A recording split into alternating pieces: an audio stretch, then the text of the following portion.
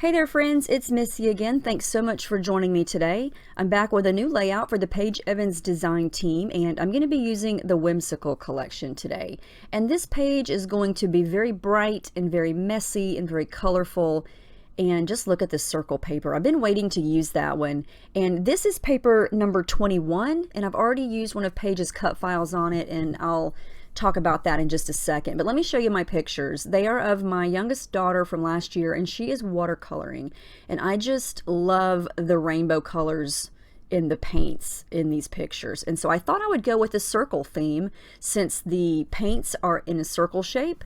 This paper immediately jumped out at me, and then I used the polka dot circles background cut file, and you can see here it's circles created with smaller circles.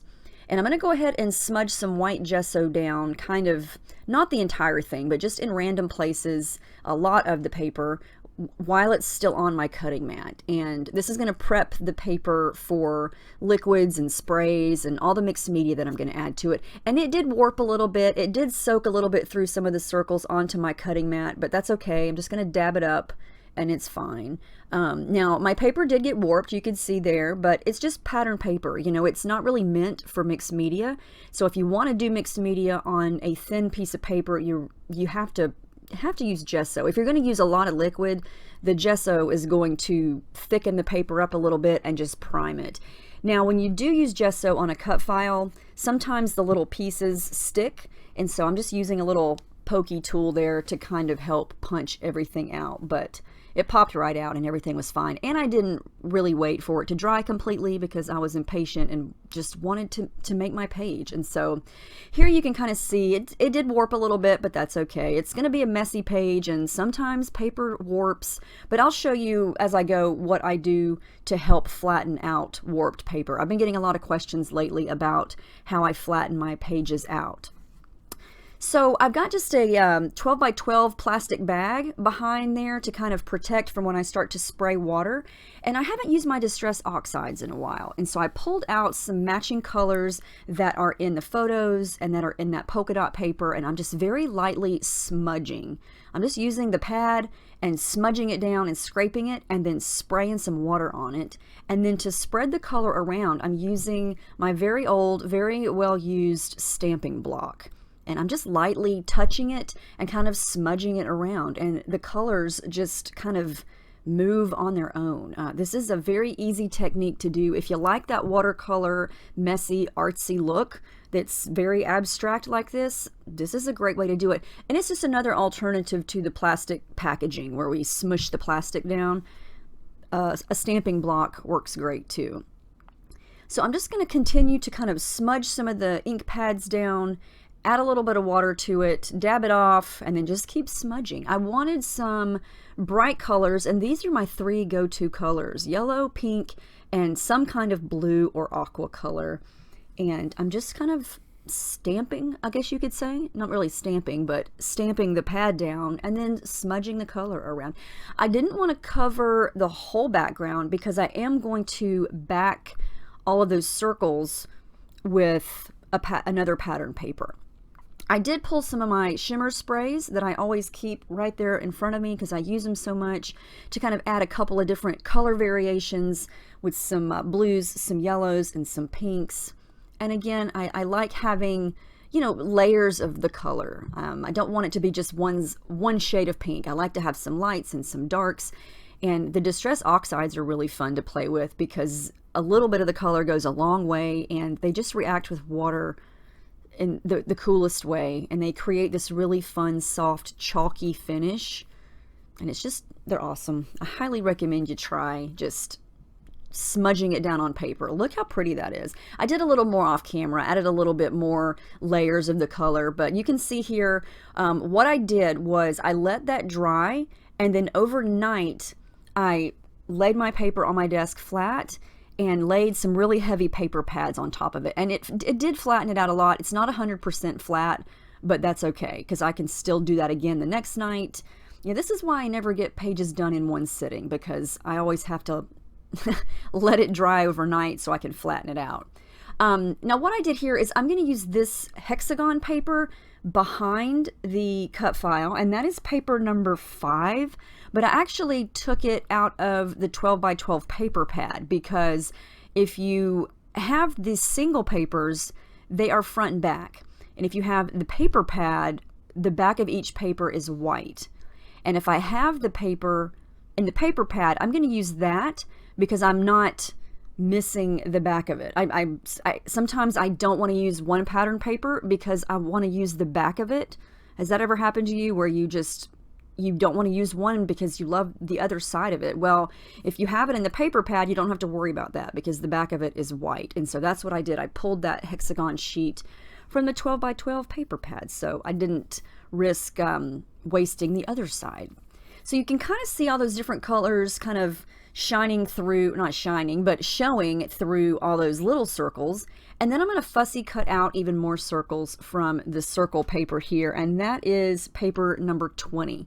And I'm going to leave a little bit of a white border around the circles. I'm going to cut out some of the small ones, some of the big ones, the mediums. And what I do is I just kind of cut and toss the circle down, and kind of wherever it landed, it looked good to me. And that's kind of the idea of what I'm going to go with here.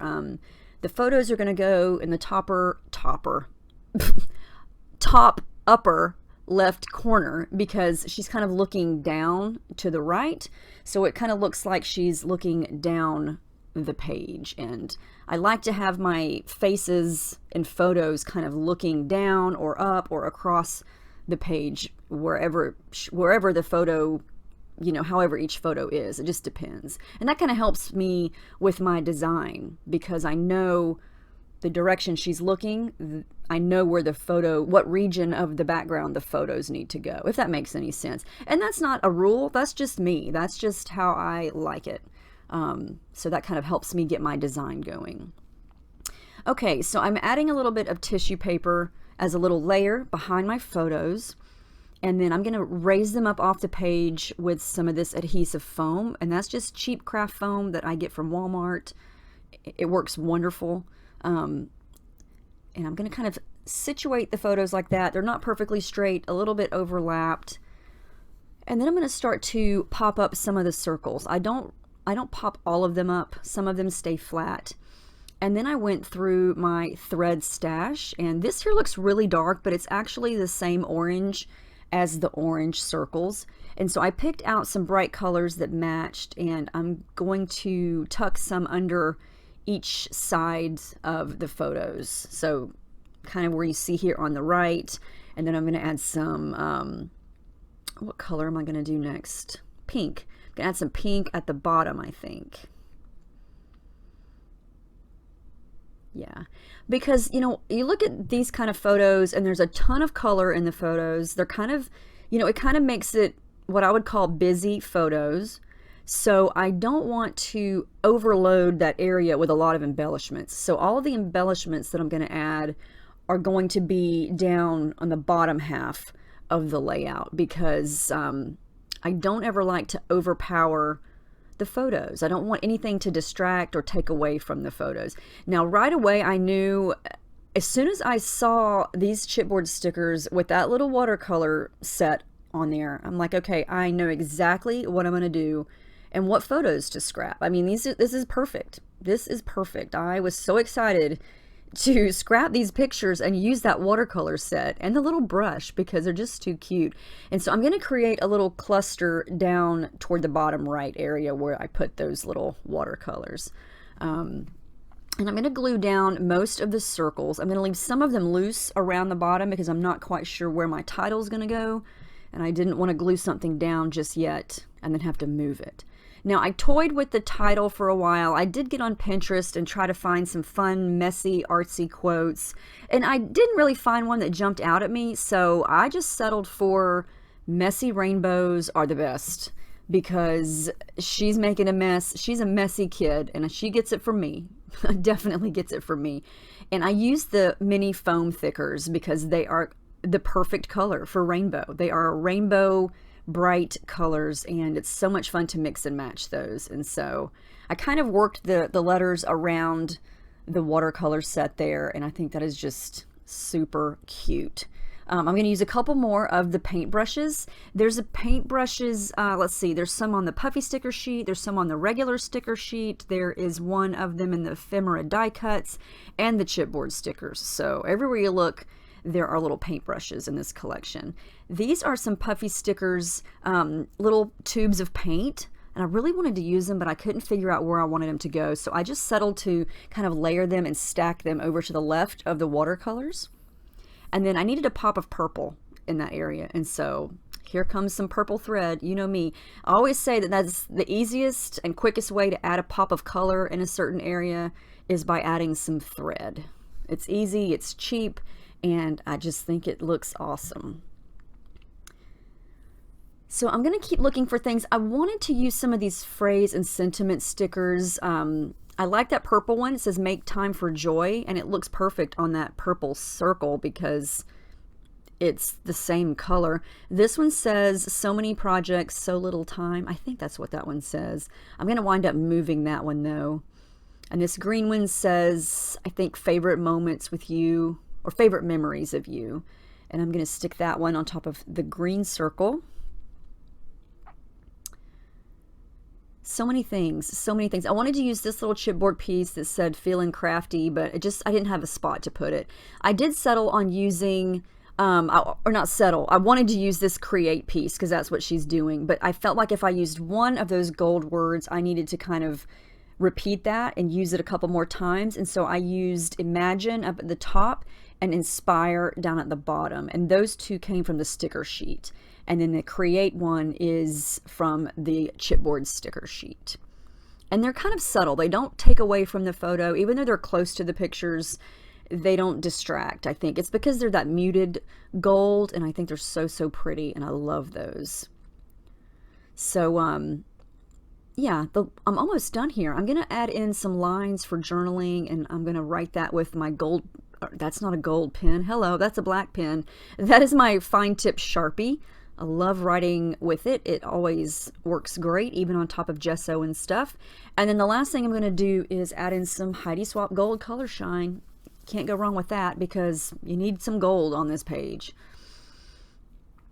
Heck, I think you could use gold on every page, right? Anyway, there's the final layout. I love how this turned out. I love the messy factor. I think it echoes the theme of the photos perfectly. It's got the rainbow color scheme. It's got the circles.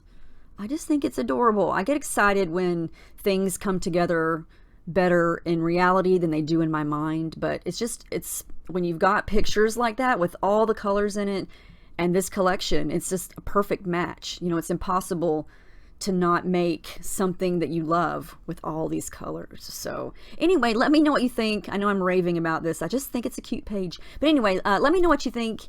Let me know if you have any questions about anything. I'll make sure to link the cut file below. And thank you so much, and I will see you in the next video.